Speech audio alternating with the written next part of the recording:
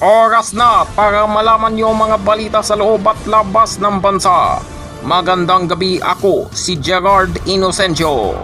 Ako si Denelsa Inocencio. At ako naman si Kevin Easton at ito ang Newsroom Primetime. Sa ulo ng mga balita, 40 Palestinian na may asawang Pinoy ligtas nang nakalikas mula sa Gaza at nakarating na sa Egypt.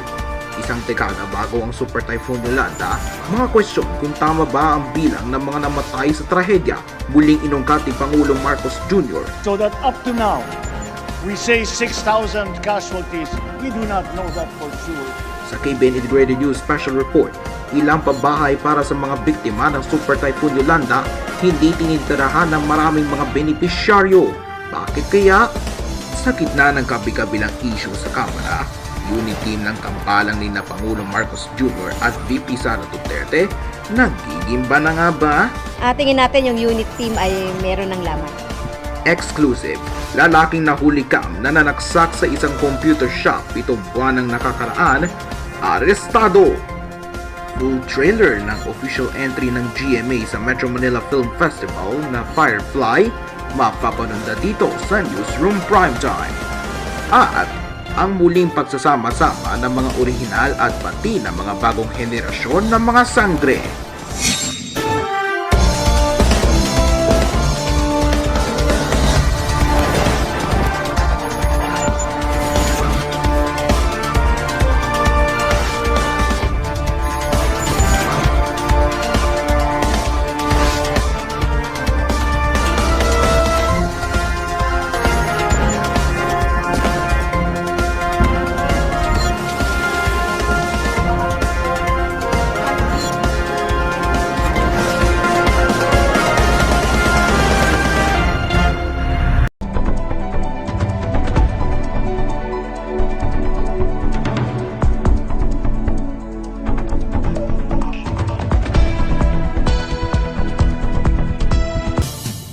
Ligtas na sa Cairo, Egypt ang 40 Pinoy na nakalabas sa Gaza kagabi lang, kabilang ang 2 buntis at 3 sanggol.